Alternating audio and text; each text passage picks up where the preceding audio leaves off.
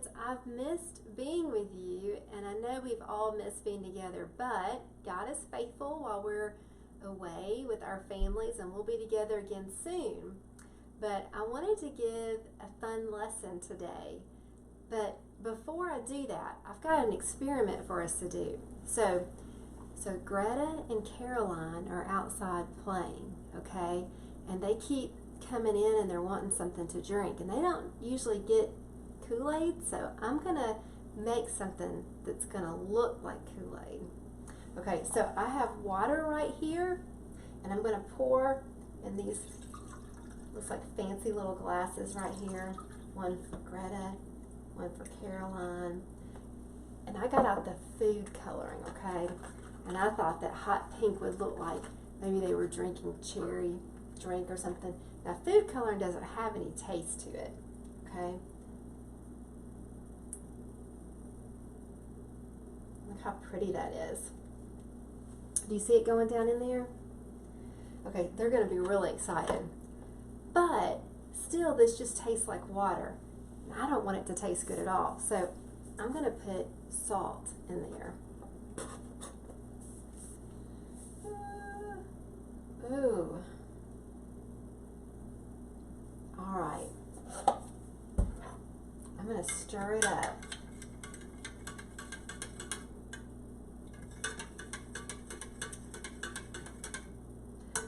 Okay, so they're outside and they're hot. I'm going to call them in and I'm going to tell them I have something special for them to drink. And I know it looks awesome, so they're going to be excited. Okay, I'll see you in just a minute. Thank you. You're welcome. Yes, you can drink some.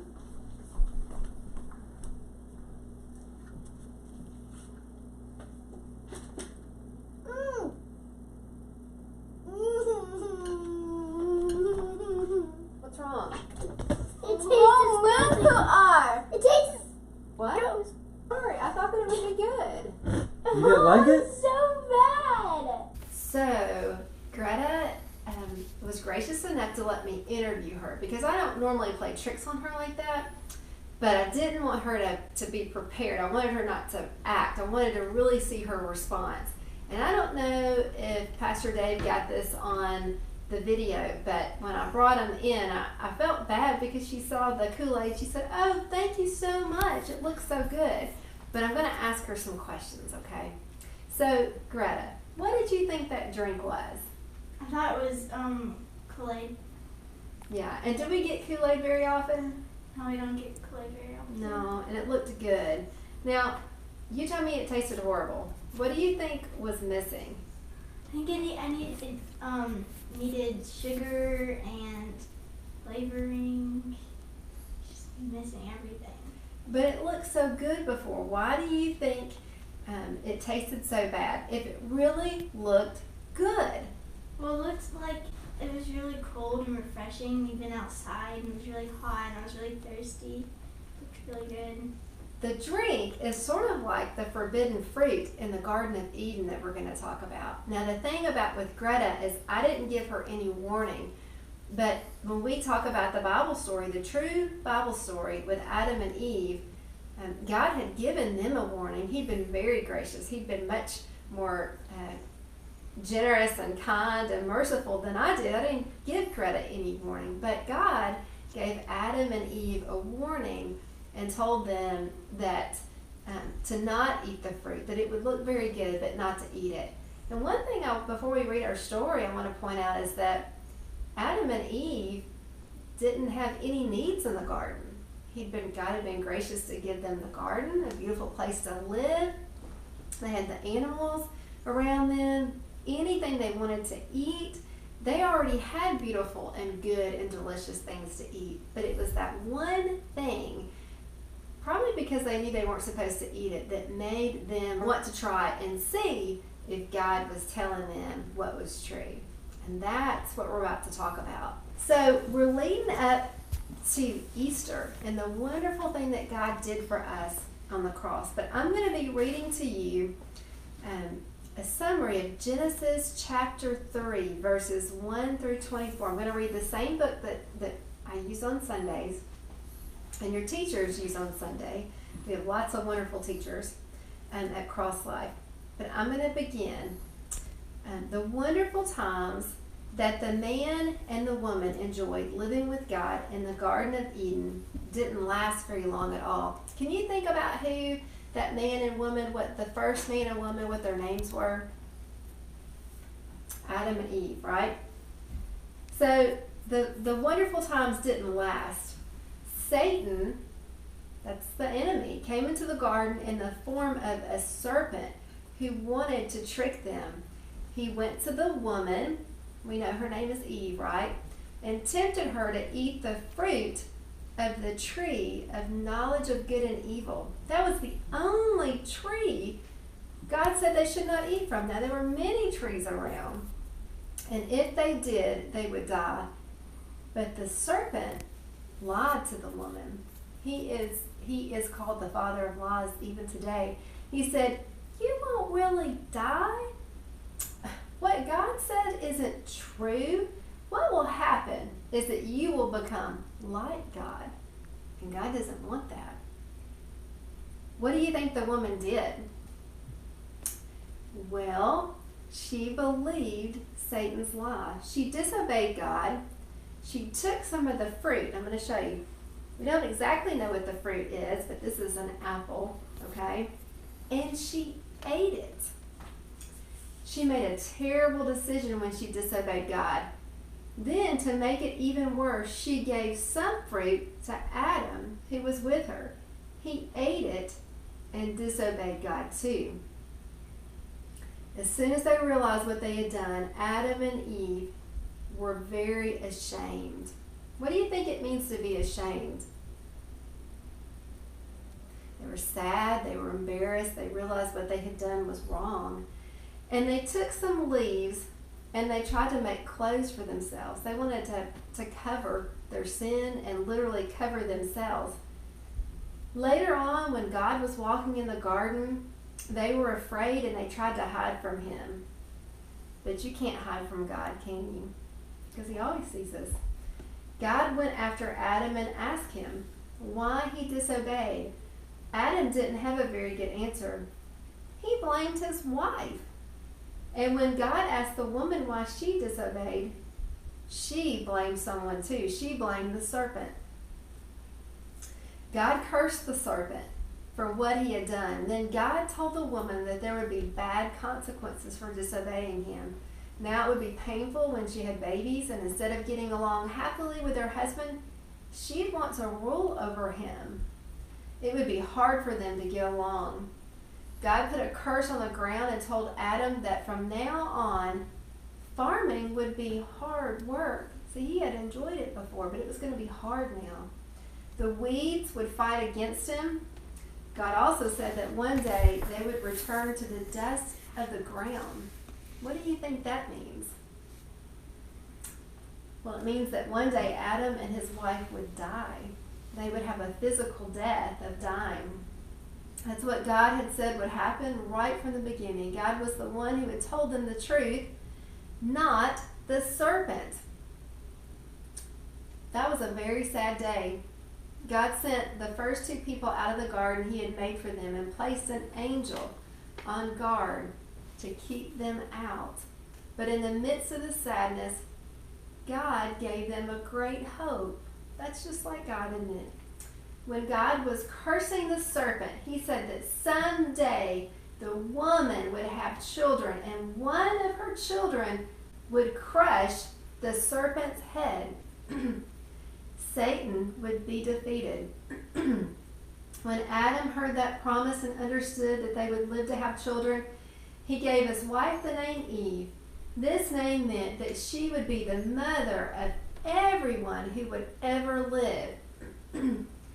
Did you know that God gave Adam and Eve some clothes made of animal skins to cover their nakedness? Like this. This is not real, but it's like a pretend fur of, not fur, but wool of a lamb. Okay? And so he, even though they had disobeyed, he kindly and graciously gave them a covering to wear. There was a secret promise in these clothes. So to make these clothes for Adam and Eve, God had to sacrifice an animal. That pointed to the day in the future when Jesus, God's only Son, would be born into the world. He would come as a son in the family of Adam, a far, far, far off great-grandchild of Adam and Eve. And Jesus would die on the cross, and he would be punished for the sin of Adam and those who would trust in him, so they could once again be in a relationship with God. And Jesus would be the one to defeat Satan, just as God had said. And he kept that promise, didn't he? So I want to ask you some questions. And so while you're sitting there, you can answer them, okay? So we talked about how God was... Now I want to ask you, what happened to Adam and Eve after they ate the fruit? And you can pause this and talk about that with your sibling or your parent. But what happened to them?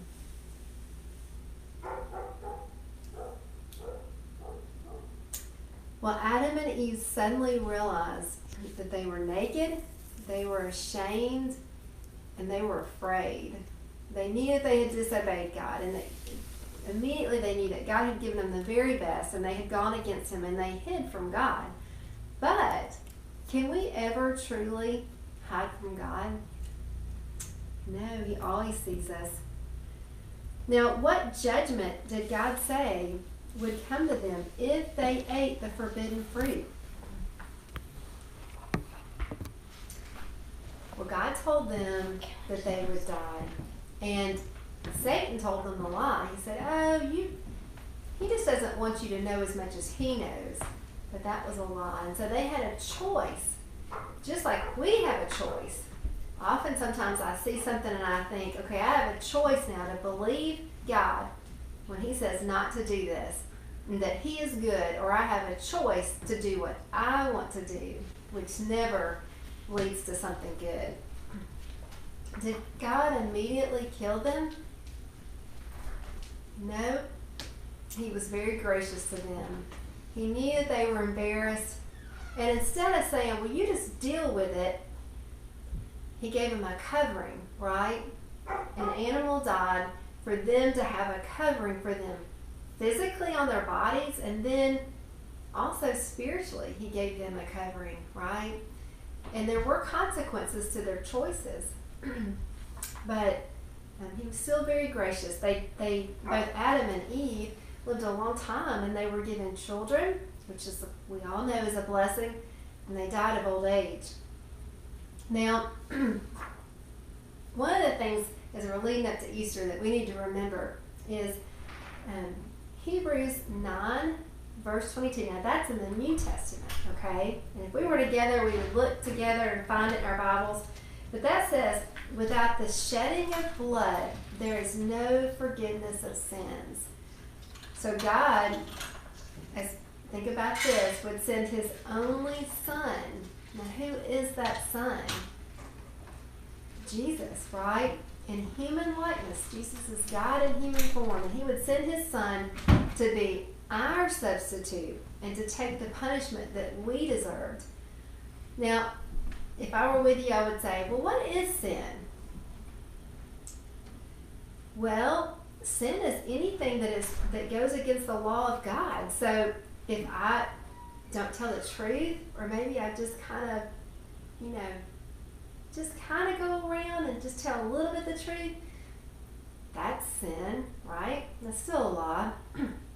If I'm unkind to a sibling, or I get impatient and I say something with my mouth that is hurtful, or if I think, nobody will see if I just look over here for the answer to this, all of that is sin. Sometimes we might sin and no one even sees it except for God, because maybe it's something we think on, and we think unkind things, and that's easy to do. And so all of those things are sin. But God sent his only Son, Jesus, and we're going to die on the cross in our place. And this story today gives us an idea of what Jesus is going to do for us, and that we will talk about on Easter. But I have something that you can do at home. So we talked about the different sins. So let's think of different sins. So I see Lily sitting over here. Lily, give me an example of a sin. Disobeying your parents. Oh, that's a good one. Disobeying your parents. Okay, so I've got this Post-it note right here, okay? And it has an S on it. And S is for the word sin. So put this right here. Hey, Caroline, can you give me an example of a sin? Lying. Lying, yes. And that was part of the story, wasn't it? Okay, and so I'm going to put the sin of lying on the cross. So, Mr. Dave, what is an example of a sin? Stealing. Stealing, taking something that's not yours. So this is going to represent the sin of stealing. Okay. Oh, I've got one. What about talking bad about other people? Maybe gossip. Okay. I'm going to put that one. This is going to represent this. The sin of gossip. What's another one? Murder. Yes. Or Yes. hatred, hating somebody. When you hate somebody? Hating someone. Not sharing. Not sharing. So here's the sin of murder.